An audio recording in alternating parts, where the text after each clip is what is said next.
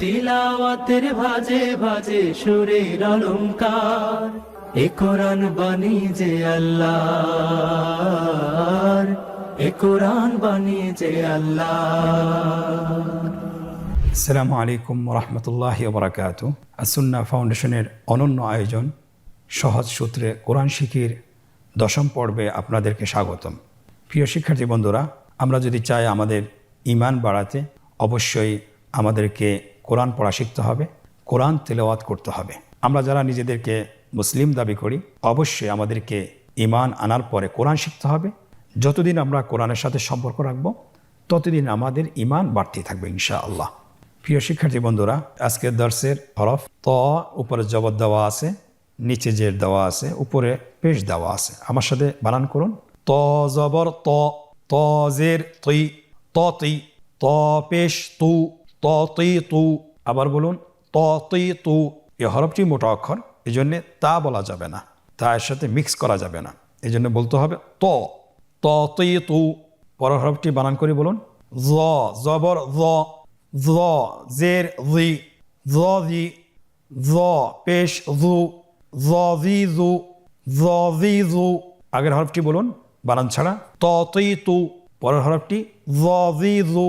আলহামদুলিল্লাহ, আশা করছি আপনি পারছেন। ত এবং জ দুটি হরফ দেখতে একই রকম। আপনি কিভাবে লিখবেন এককভাবে হরকত সহকারে স্ক্রিন লক্ষ্য করুন। ত এর উপরে জবর, ত এর নিচে জের, ত এর উপরে পেশ দিয়ে লেখা সম্পন্ন হয়েছে আলহামদুলিল্লাহ। জ হরফটি একই রকম, শুধুমাত্র নোক্তার পার্থক্য। স্ক্রিনে দেখুন, জ হরফটি জবর, জের, পেশ দিয়ে লেখা সম্পন্ন হয়েছে। ত এবং জ এই দুটি হরফ কিভাবে যুক্ত অবস্থায় হরকত সহকারে লিখবেন আপনি স্ক্রিনে লক্ষ্য করুন। ত হরফটি জবর, জের, পেশ দিয়ে লেখা সম্পন্ন হয়েছে। জ হরফটিও যুক্ত অবস্থায় জবর, জের, পেশ দিয়ে লেখা সম্পন্ন হয়েছে আলহামদুলিল্লাহ। আজকের পর্বের পরবর্তী হরফ দুটি হলো আইন, গইন। আবার বলুন আইন, গইন। আমরা এককভাবে শিখেছি, এখন আমরা হরকত দিয়ে শিখব। আপনারা স্ক্রিনে লক্ষ্য করুন এবং আমার সাথে উচ্চারণ করুন। আইন জবর আ, আইন জের আই, আই, আইন পেশ উ, আই উ। আবার বলুন আই উ। পরবর্তী অক্ষর গইন জবর গ, গইন জবর গ, গইন জের গি, গি, গইন পেশ গু, গি গু। আগের হরফটি বানান ছাড়া বলুন আই উ। পরের হরফটি বানান ছাড়া বলুন গি গু। আবার বলুন গি গু। এই গইন হরফটি মোটা অক্ষর, উচ্চারণ করার সময় অবশ্যই মোটা করে বলতে হবে। আইন এবং গইন হরফটি হরকত সহকারে কীভাবে লিখব স্ক্রিনে লক্ষ্য করুন। আইন হরফটি লেখা হচ্ছে জবর দিয়ে, জেড দিয়ে, পেশ দিয়ে। লেখা সম্পন্ন হয়েছে আলহামদুলিল্লাহ। গইন হরফটিও লেখা হচ্ছে জবর দিয়ে, জেড দিয়ে, পেশ দিয়ে। দুইটি হরফের লেখাই সহজ, একটু শুধুমাত্র নোক্তার পার্থক্য রয়েছে। আইনের উপর কোনো নোক্তা নেই, গইনের উপর একটি নোক্তা রয়েছে। আইন এবং গইন যখন যুক্ত অবস্থায় আসবে কিভাবে লিখবেন স্ক্রিন লক্ষ্য করুন। আইন হরফটি যুক্ত অবস্থায় জবর, জের, পেশ দিয়ে লেখা হচ্ছে আলহামদুলিল্লাহ, লেখা সম্পন্ন হয়েছে। গইন হরফটিও যুক্ত অবস্থায় জবর, জের, পেশ দিয়ে লেখা হচ্ছে আলহামদুলিল্লাহ, লেখা সম্পন্ন হয়েছে। কতই সহজ। আপনারা চেষ্টা করুন, আপনারা পারবেন ইনশাআল্লাহ।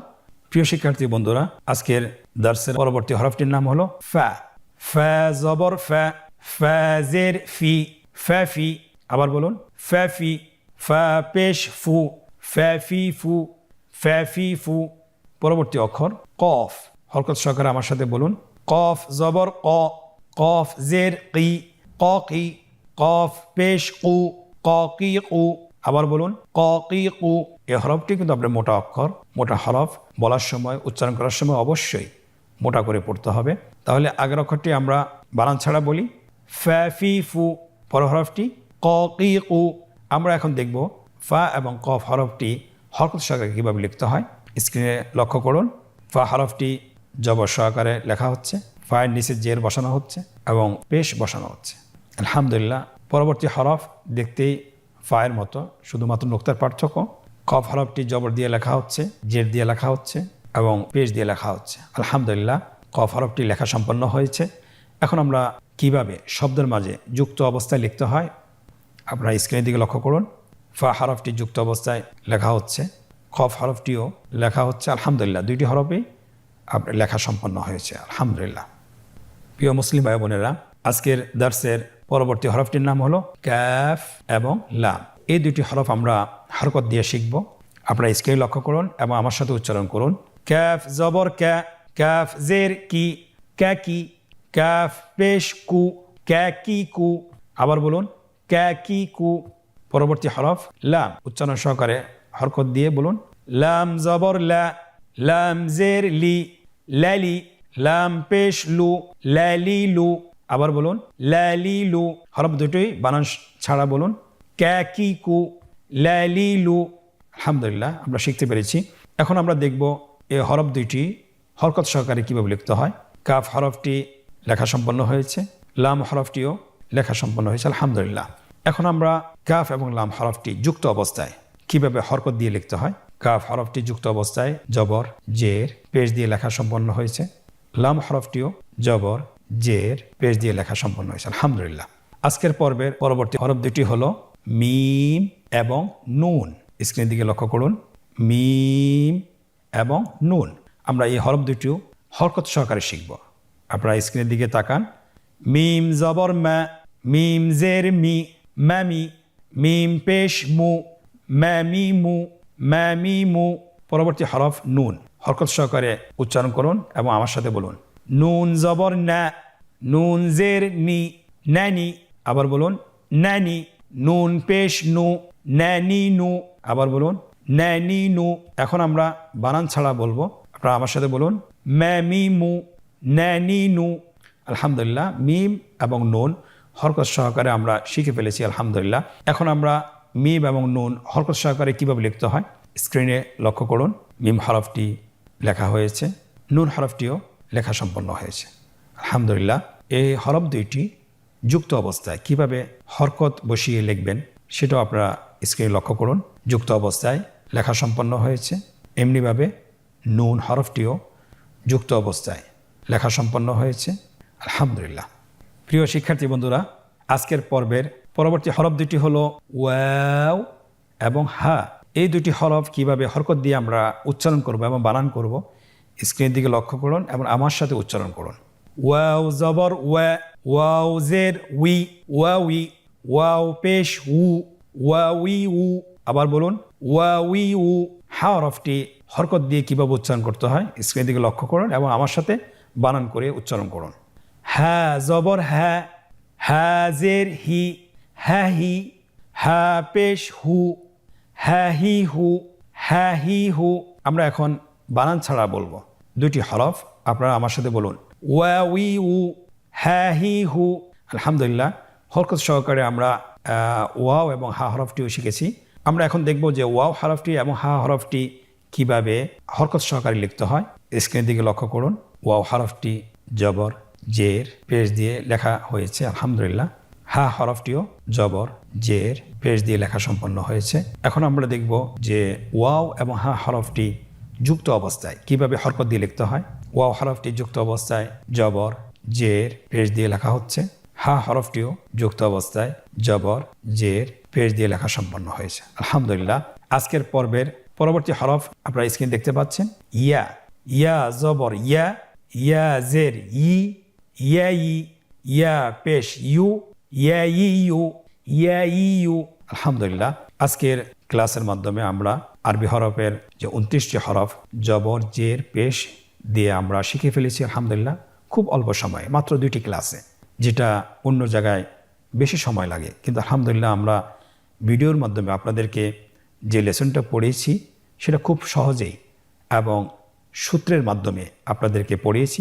আশা করছি আপনারা যদি এটা বেশি বেশি করে অনুশীলন করেন তাহলে আপনারা খুব দ্রুত শিখতে পারবেন এবং কোরআনের যে কোনো শব্দ আজ থেকে আপনি বানান সহকারে পড়তে পারবেন ইনশাআল্লাহ। এখন আমরা একটি পর্বে প্রবেশ করব, যে পর্বটি খুবই আনন্দদায়ক, যেটার মাধ্যমে আমরা নিজেদেরকে যাচাই করব যে আমরা আগে তো হরফগুলো চিনতে পেরেছি, এখন আমরা কি আসলে হরকত সহকারে জবর জের পেশ দিয়ে কি হরফগুলো উচ্চারণ করতে পারি কিনা। তাহলে চলুন আর দেরি না করে আজকের অনুশীলন আমরা শুরু করি। প্রথম পর্বটিতে বলা হয়েছে যে নিম্নোক্ত শব্দগুলো বানান সহকারে উচ্চারণ করুন। তাহলে আপনারা স্ক্রিনের দিকে লক্ষ্য করুন এবং আমার সাথে বানান করে বলুন। ফা জবর ফা, আইন জবর আ, ফা আ, লাম জবর লা, ফা আলা, আমরা আগেই বলেছিলাম যে আপনাদেরকে আরবি যে কোনো শব্দ পড়তে হলে বানান করে পড়তে হলে অবশ্যই যখনই আপনি প্রথম হরফটি বানান করবেন এবং দ্বিতীয় হরফটি বানান করবেন অবশ্যই দুটোকে একসাথে করে উচ্চারণ করতে হবে এবং তৃতীয় হরফটি বানান করার পরে 3টা হরফেই একসাথে বানান করে আপনাদেরকে বলতে হবে। তাহলে আপনার জন্য শেখাটা সহজ হবে এবং বলাটাও সহজ হবে। পরবর্তী শব্দ আপনারা দেখুন এবং আমার সাথে বলুন।